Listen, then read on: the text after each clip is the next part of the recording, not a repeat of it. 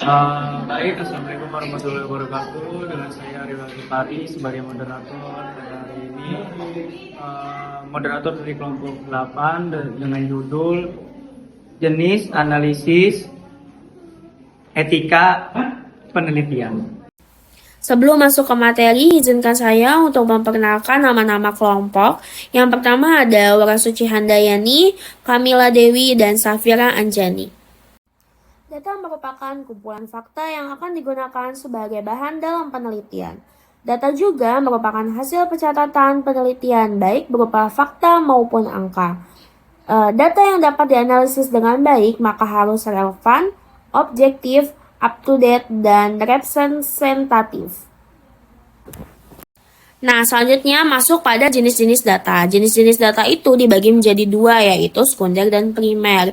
Data sekunder itu diperoleh dari peneliti berbagai sumber yang sudah ada, misalnya ada rumah sakit, puskesmas, Badan Pusat Statistik atau BPS, laporan, dan jurnal. Nah, data sekunder ini juga dikategorikan menjadi dua, yaitu internal dan eksternal.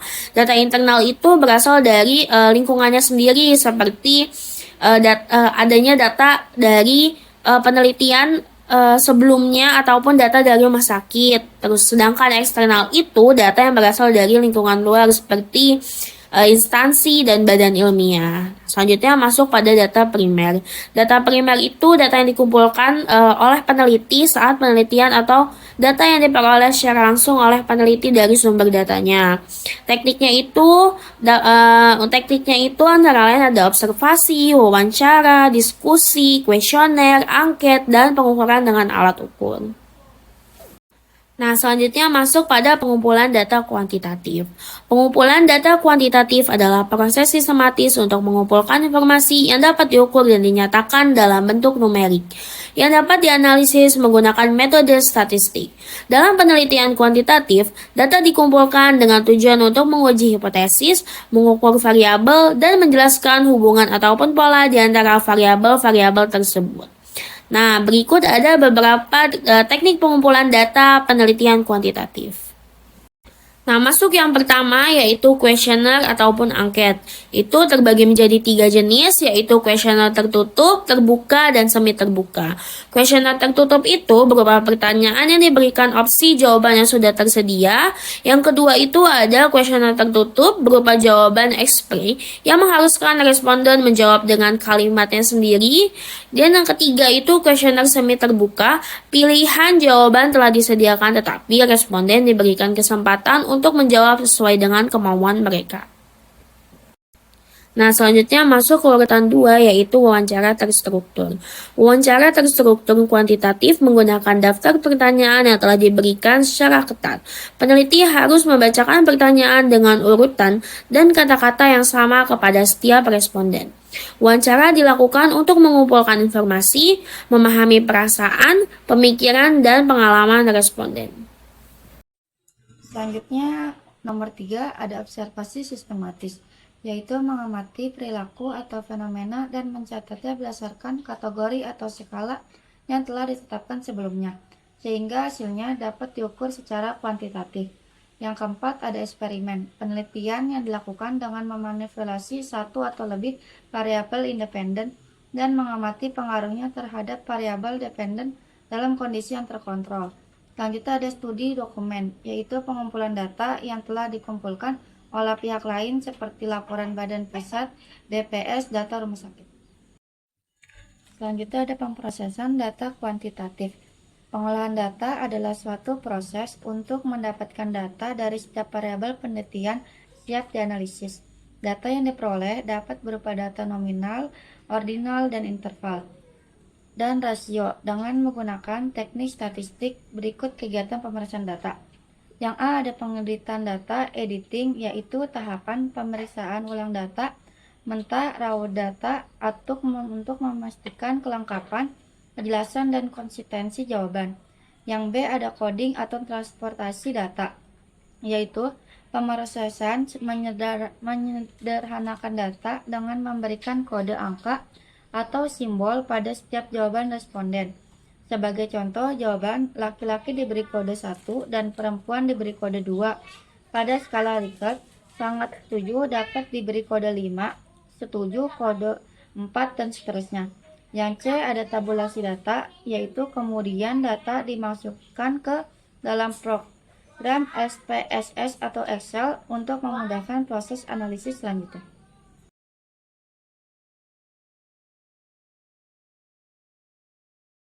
Selanjutnya ada penyajian data hasil. Setelah data kuantitatif di organisasi, langkah selanjutnya adalah menyajikan data tersebut secara visual. Penyajian data kuantitatif bertujuan untuk mempermudah pemahaman dan analisis data. Terdapat beberapa metode penyajian data kuantitatif yang umum digunakan, antara lain deskripsi dan ukuran data.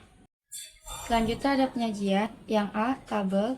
Dalam penyajian ini menampilkan angka-angka secara sistematis sehingga memudahkan dalam membaca dan memperbandingkan informasi. Yang B, ada diagram dan grafik. Visualisasi data dalam bentuk grafik atau diagram seperti diagram batang, diagram baris, dan diagram lingkaran, membantu memudahkan interpretasi data, terutama dalam melihat tren atau perbandingan. Yang C ada pecahan desimal, kuartil, dan persentil. Selanjutnya ada analisis data kuantitatif. Nomor 1 ada analisis univariat. Analisis univariat adalah bentuk analisa data yang digunakan untuk satu variabel dalam satu waktu. Data univariat mengacu pada jenis data di mana setiap observasi atau titik data berhubungan dengan satu variabel. Dengan kata lain, analisis univariat melibatkan pengukuran dan atau pengamatan terhadap satu karakteristik atau atribut untuk setiap individu atau item dalam pengumpulan data. Misalnya distribusi umur dari sampel populasi mungkin diteliti untuk meyakinkan konsistensi dengan distribusi di populasi yang lebih besar dari mana sampai sampel ditarik. Analisis univariat menghasilkan nilai mean, rata-rata, median, nilai tengah, modus, nilai yang sering muncul, dan frekuensi dengan pengukuran yang digunakan yaitu nominal, ordinal, interval, dan rasio. Yang A, skala nominal. Dalam pengukuran nominal, kategori yang satu dari variabel tertentu berbeda dengan kategori lain dari variabel yang sama. Dengan kata lain, satu kategori dari satu skala nominal.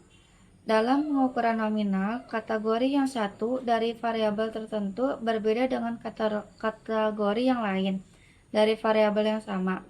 Dengan kata lain, satu kategori dari satu variabel tidak perlu lebih tinggi, lebih rendah, lebih besar, lebih kecil dari kategori yang lain. Kategori itu hanya berbeda dalam nama atau masing-masing kategori adalah sama. Misalnya, variabel negara mempunyai beberapa kategori, yaitu misalnya Indonesia, Malaysia, dan Singapura. Peneliti dapat memberikan kode nomor 1 kepada Indonesia, kode 2 kepada Malaysia, dan nomor kode 3 kepada Singapura. Namun, ini tidak berarti bahwa Singapura 3 lebih tinggi daripada Malaysia 2 dan Malaysia 2 lebih tinggi daripada Indonesia 1. Pengukuran yang terlemah adalah skala nominal. Variabel nominal disebut mempunyai mutually exclusive categories di sebelah mana kategori hanya berbeda nama. Manipulasi statistik hanya terbatas dapat digunakan pada variabel nominal, yaitu dapat digunakan pada variabel nominal, yaitu dapat menghitung mode. Misalnya yang terbanyak penduduknya adalah Indonesia di antara 3 negara, yaitu Indonesia, Malaysia, dan Singapura, dan dapat menghitung proporsi 1% dari masing-masing kategori. Tetapi pada variabel nominal, mean tidak dapat dihitung. Jadi tidak ada mean Indonesia, tidak ada mean Malaysia, dan tidak ada mean di Singapura. Selanjutnya yang B ada skala ordinal. Variabel dengan skala ordinal adalah satu variabel yang diadatingkan pada di antara kategorinya. Dengan kata lain, variabel yang dikategorinya dengan nomor dianggap lebih tinggi atau lebih rendah dari kategori dengan nomor 2, nomor 3, dan seterusnya. Dalam program kesehatan, ada variabel kepuasan terhadap pelayanan kesehatan yang merupakan variabel ordinal dengan kategori 1. Sangat puas, 2. Puas, 3. Kurang puas, dan 4. Kurang puas. Selanjutnya, variabel ordinal atau skala ordinal. Variabel dengan skala ordinal adalah suatu variabel yang ada tingkatannya di antara kategorinya. Dalam variabel ini menganggap kategori dengan nomor 1 itu lebih tinggi daripada kategori nomor 2, nomor 3, dan seterusnya. Contohnya itu dalam pelayanan kesehatan ada survei kepuasan, yang mana dalam kategorinya itu nomor 1 sangat puas, nomor 2 puas, nomor 3 kurang puas, dan nomor 4 puas. Dalam hal kategori tadi, itu tidak hanya mewakilkan suatu nama, tapi juga kode tersebut melihat dari mewakilkan sebuah tingkatan. Pada variabel ordinal ini dapat digunakan perhitungan mode dan juga distribusi frekuensi dalam bentuk persen, dan juga dapat pula dihitung median dan persentilnya, dan berbagai uji statistik non-parametrik. Tetapi pada skala ordinal ini kita tidak dapat menghitung mean, standard deviation, dan juga Pearson product moment correlation, karena tidak diketahui secara pasti jarak antara satu kategori dengan kategori lainnya, yang mana seperti yang tadi saya udah contohkan, untuk kategori 1 dengan kategori 2, yaitu kategori 1 puas, sangat puas, dan juga kategori 2 puas, itu tidak diketahui jarak. Yang ketiga adalah skala interval. Variabel interval adalah variabel di mana jarak antara interval atau di antara kedua kategori ini jelas diketahui. Untuk pengukurannya benar-benar kuantitatif dari semua variabel skala yang lainnya. Dan juga nomor pada kategori variabel interval ini mempunyai semua karakteristik yang ada pada variabel nominal dan juga variabel ordinal. Tetapi ada tambahan satu, yaitu unit pengukurannya yang konstan di antara kategori spasinya sama. Contoh dari skala interval adalah umur, lama pemberian, dan lain-lainnya. Semua ukuran hubungan yang dibahas di atas, kecuali koefisien regresi dan juga Cramer-V bernilai -1 atau hubungan negatif sempurna, sampai dengan +1 hubungan positif sempurna. Bila tidak ada hubungan, koefisiennya itu bernilai 0. Dari analisis data yang kedua adalah analisis bivariat. Analisis bivariat adalah bentuk analisis data yang mengacu pada analisis dua variabel untuk menentukan hubungan di antara keduanya. Untuk analisis bivariat, maka terlebih dahulu dirumuskan hipotesis dengan jenis uji statistik yang akan digunakan sangat tergantung pada skala data dari masing-masing variabel. Secara umum, skala data dibedakan menjadi dua, yaitu kategorik yang berisikan skala nominal dan ordinal, dan juga numerik yang berisikan skala interval dan juga rasio. Dari uji statistik dibedakan menjadi dua lagi, yaitu uji statistik parametrik, yang mana uji ini digunakan untuk variabel yang datanya distribusinya normal. Yang kedua adalah uji statistik non-parametrik, yang mana uji ini digunakan untuk variabel yang datanya berkontribusi tidak normal. Teknik analisis bivariat adalah yang digunakan adalah uji chi-square, yang mana ini untuk mengetahui data kategorik, yaitu data skala nominal dan juga ordinal. Yang kedua ada uji T atau analisis T, yang itu untuk membandingkan rata-rata dari dua kelompok, dan yang terakhir adalah korelasi, yang mana ini untuk mengukur kekuatan dan juga arah hubungan. Seperti yang kita lihat dari tabel di atas ini, ada jenis uji statistik parametrik yang digunakan sehubungan dengan jenis datanya. Yang mana kalau kita pada kategori skala nominal dan ordinal kita menggunakan chi-square, T kita itu pada numerik.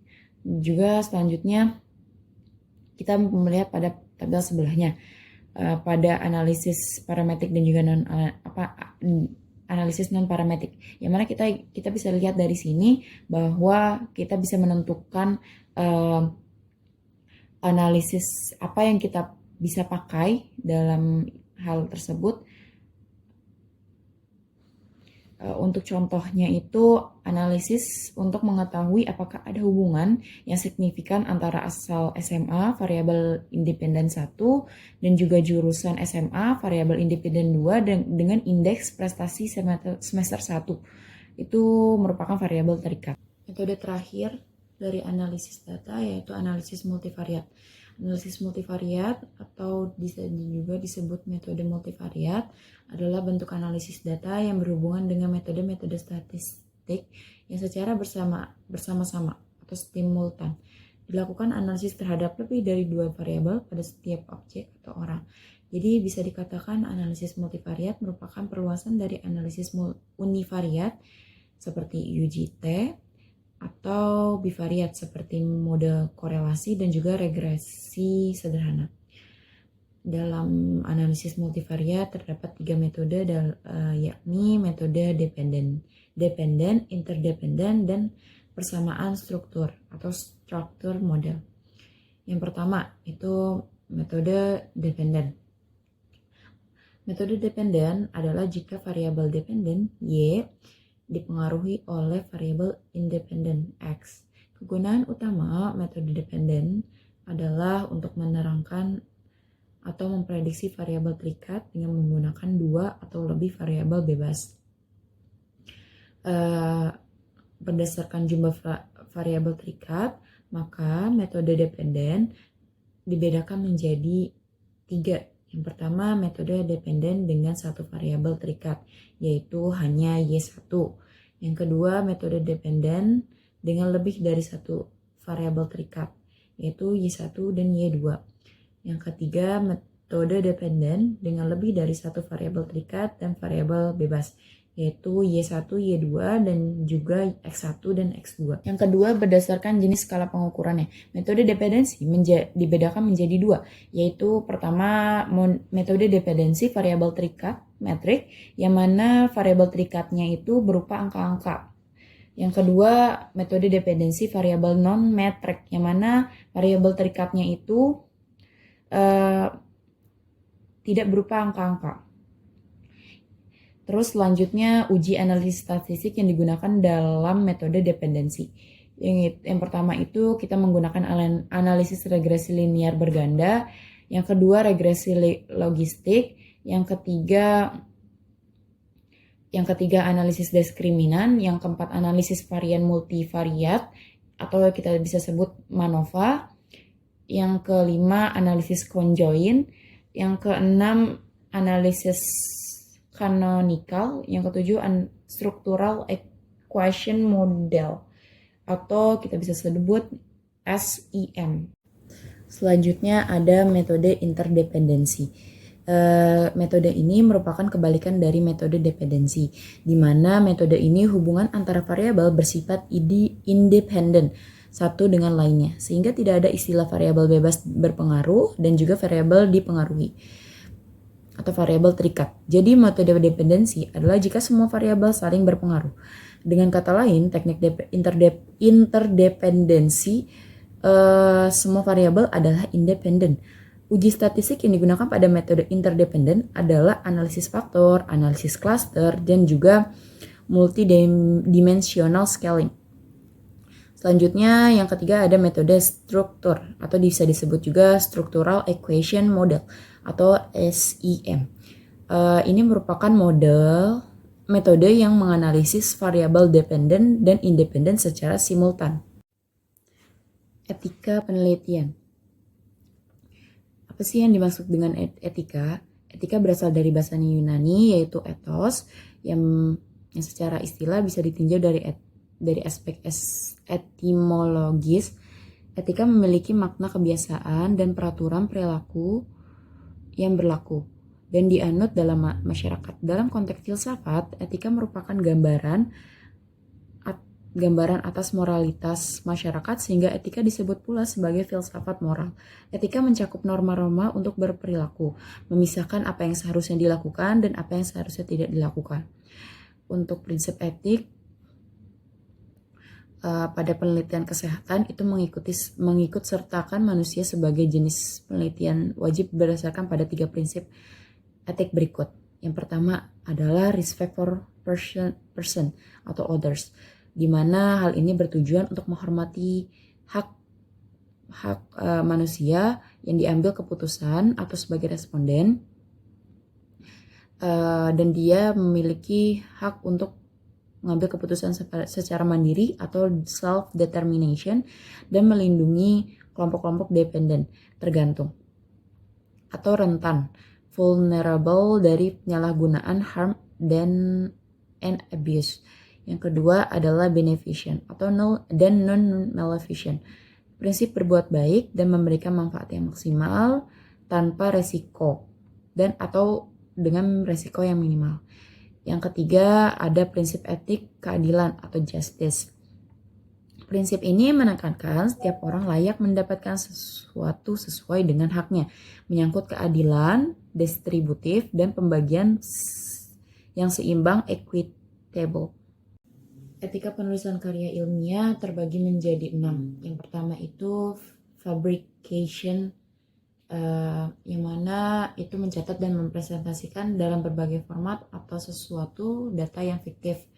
Yang kedua, falsification adalah memanipulasi data atas prosedur penelitian atau percobaan untuk menghasilkan keluaran yang diharapkan atau menghindari hasil yang tidak dipahami. Yang ketiga, plagiarism, yaitu menggunakan kata, gagasan, dan data hasil penelitian orang lain tanpa penghargaan kepada pemiliknya. Yang keempat, redundant atau repetitive, adalah pengulangan penerbitan sebagian atau semua yang sudah dipublikasikan sebelumnya kecuali ada penelitian lanjutan yang ditemukan informasi baru. Yang kelima, duplicate publication, adalah publikasi satu artikel atau yang identik overlap secara substansial tanpa ada ucapan terima kasih, dapat diklasifikasikan sebagai self-plagiarism. Redundant dan duplication ini dapat cenderung untuk mengubah data yang ada sebagai bukti ilmiah. Apabila data dikutip 2 kali misalnya, keluarkan pada meta-analisis yang dilakukan akan invalid. Yang keenam ada conflict of interest. Pejabat resmi suatu institusi kadang-kadang menghadapi hal-hal yang tidak menyenangkan tetapi sukar dihindari. Konflik ini timbul bukan saja soal uang, publik, agama, tapi dapat berkembang dengan posisi atau jabatan atau supervisi.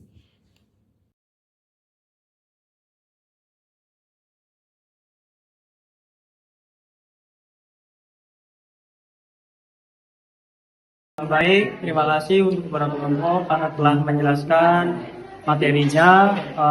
Kurang lebihnya saya mohon maaf. Assalamualaikum warahmatullahi wabarakatuh.